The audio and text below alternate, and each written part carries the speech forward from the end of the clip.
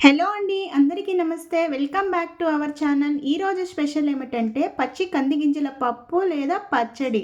దానితో పాటుగా అరటికాయ బజ్జీలు. చాలా టేస్టీగా, క్రిస్పీగా ఉండే ఈ అరటికాయ బజ్జీలు. మనం వేడి వేడి అన్నంలోనికి కొద్దిగా నెయ్యి వేసుకొని తింటే చాలా పప్పు అనేది టేస్టీగా ఉంటుంది. ఇది ఎలా తయారు చేసుకోవాలో చూద్దాం. ముందుగా ఒక పాత్రని తీసుకొని అందులోనికి కొద్దిగా ఆయిల్ వేసుకోవాలి. 2 నుండి 3 స్పూన్లు దాకా. ఆయిల్ అనేది వేడెక్కిన తర్వాత 6-7 పచ్చిమిర్చిని విరుచుకొని ఆయిల్‌లో వేయాలండి. వేసిన తర్వాత పచ్చిమిర్చి బాగా ఫ్రై అయిన తర్వాత ఒక పెద్ద సైజు ఆనియన్ తీసుకొని కట్ చేసుకొని వేసుకోవాలి. ఆనియన్‌ని అలా కొంతసేపు ఫ్రై చేసిన తర్వాత వెల్లుల్లిని బాగా పొట్టు తీసి పెట్టుకొని ఒక 10 దాకా వేసుకోవాలి. వెల్లుల్లి కొంతసేపు ఫ్రై చేయాలి. ఆయిల్‌లో ఎక్కువగా వేస్తే అది పగిలిపోతుంది. సో, దానితో పాటుగా కరివేపాకు కొద్దిగా వేసుకొని ఫ్రై చేసుకోవాలి. నేను హాఫ్ కేజీ కందికాయలు తీసుకొచ్చానండి. ఒక కప్పు దాకా గింజలు వచ్చింది నాకు. ఒక కప్పు గింజలు వేసుకున్నాను. దానితో పాటుగా కొద్దిగా పసుపు వేసి కొంతసేపు అలా ఫ్రై చేయాలి. 2 మినిట్స్ గింజలు బాగా ఫ్రై అయ్యే వరకు వేయించుకోవాలి. పచ్చి గింజల వల్ల మనకి చాలా పోషకాలు అనేది దొరుకుతుంది. దీన్ని తినడం వలన 2 పెద్ద సైజు టమోటాలు తీసి కట్ చేసుకొని వేసుకోవాలి. హాఫ్ స్పూన్ దాకా జీలకర్ర వేసుకోవాలి. కొద్దిగా చింతపండు వేసుకోవాలి. ఎందుకంటే ఆల్రెడీ టమోటో వేసాము కాబట్టి కొద్దిగా చింతపండు వేస్తే సరిపోతుంది. తర్వాత కొద్దిగా ఉప్పు వేసుకొని బాగా కలుపుకోవాలి. ఈ కందికాయల్లో మనము ఉప్పు వేసుకొని బాగా ఉడకపెట్టుకొని తింటే కూడా చాలా టేస్టీగా ఉంటుంది. మనం అలా కూడా తినొచ్చుము. ఇప్పుడు ఇందులోనికి హాఫ్ స్పూన్ ధనియాల పొడి వేసుకోవాలి. వేసుకొని అలా ఒకసారి కలుపుకొని అందులోనికి ఒక గ్లాసు వాటర్ వేసుకోవాలి. వాటర్ వేసిన తర్వాత కొద్దిగా అలా కలుపుకోవాలి. కలుపుకున్న తర్వాత మూత పెట్టుకోవాలి. మూత పెట్టుకొని 10 నిమిషాల దాకా ఉడికించుకోవాలి. గింజలు అనేది ఉడికేలోపు మధ్యలో 1-2 సార్లు బాగా కలుపుకోవాలండి. ఎందుకంటే అడుగు పట్టకుండా ఉంటుంది.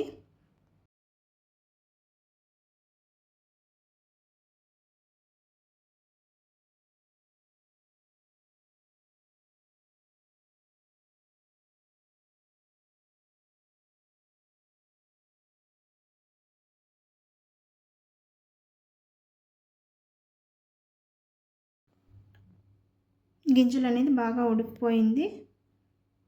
ఒకసారి అలా కలుపుకొని స్టవ్ ఆఫ్ చేసుకోవాలి.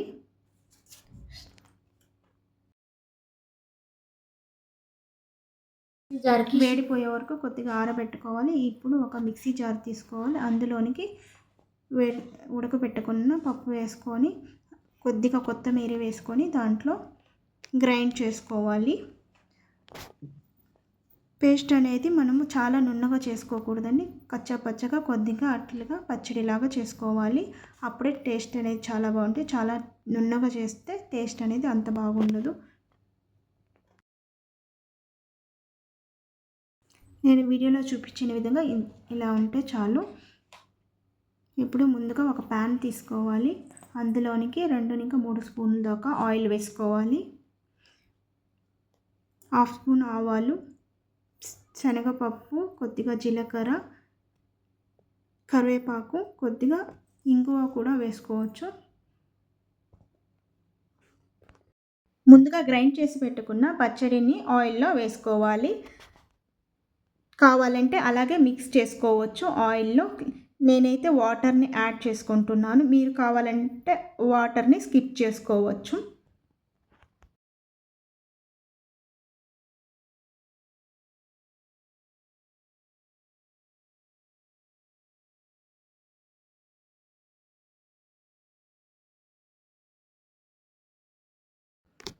బాగా కలుపుకొని ఇందులోనికి కొద్దిగా కొత్తిమీర వేసి బాగా కలుపుకోవాలి.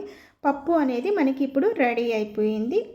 అన్నంలోనికి వేడివేడిగా తీసుకొని తింటే చాలా టేస్టీగా ఉంటుంది.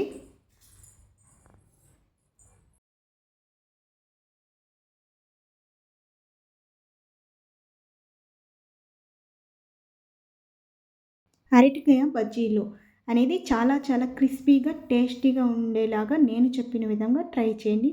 నూనె కూడా చాలా తక్కువగా లాగేలాగా వస్తుంది.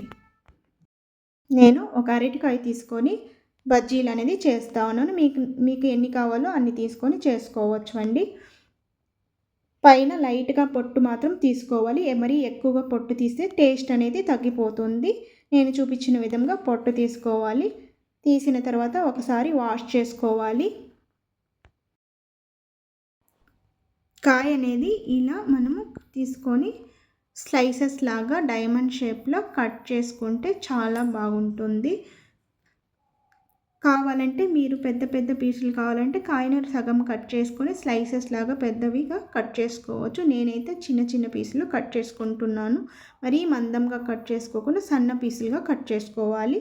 అప్పుడే ఆయిల్‌లో అనేది బాగా ఉడుకుతుంది. ఈ విధంగా కట్ చేసుకోవాలి.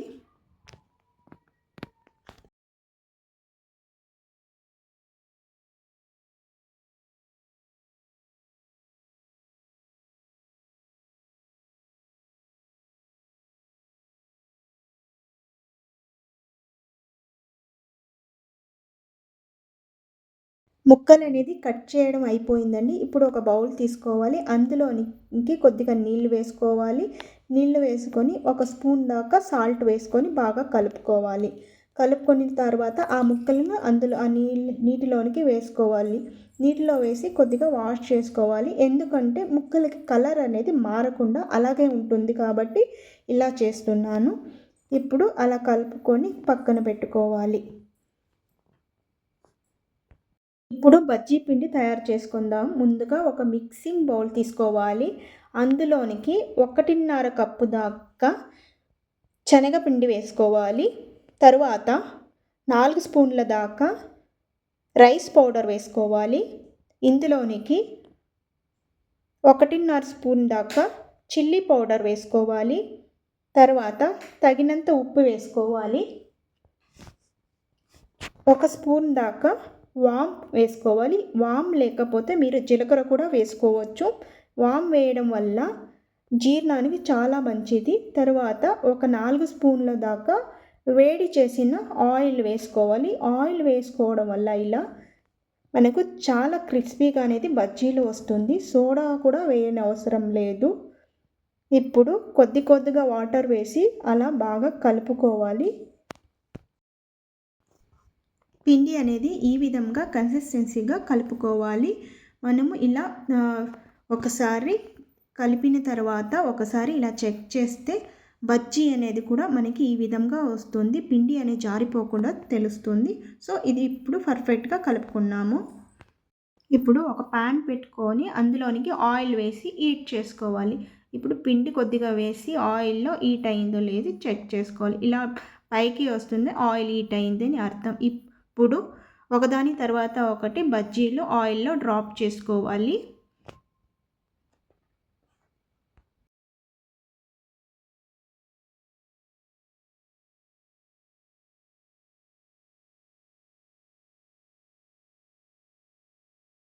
మీరు ఎవరైనా ఫస్ట్ టైం నా ఛానల్ చూస్తున్నట్లయితే లైక్ చేయండి, షేర్ చేయండి, సబ్స్క్రైబ్ చేయండి. మరిన్ని వీడియోస్ కోసం బెల్ ఐకాన్ని క్లిక్ చేయండి.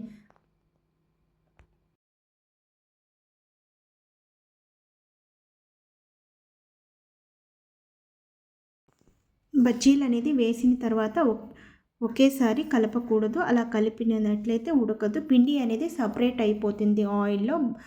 కాయ సపరేట్, పిండి సపరేట్ అయిపోతుంది. సో అందుకని అలా కలపకూడదు. వేసిన వెంటనే ఒక 1 మినిట్ 2 మినిట్ దాకా అలానే ఉడికించాలి. తరువాత ఒకదాని తర్వాత ఒకటి మనము తిప్పించుకొని ఉడకనివ్వాలి. ఇది ఎప్పుడు కానీ స్టవ్ అనేది సిమ్లో పెట్టుకొని ఉడకనివ్వాలి. బజ్జీలు హై ఫ్లేమ్లో పెడితే త్వరగా ఉడికిపోతుంది కానీ లోపల కాయ అనేది ఉడకపోదు.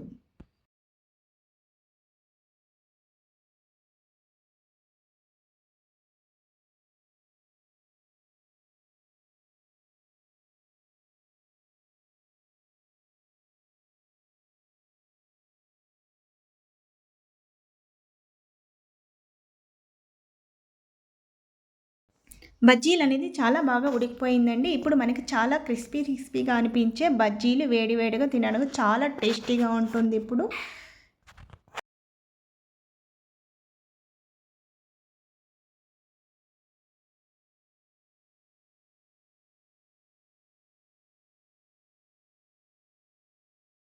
ఈ వీడియో కానీ మీకు నచ్చినట్లయితే మరిన్ని వీడియోస్ కోసం సబ్స్క్రైబ్ చేయండి, లైక్ చేయండి, షేర్ చేయండి. Thank you for watching.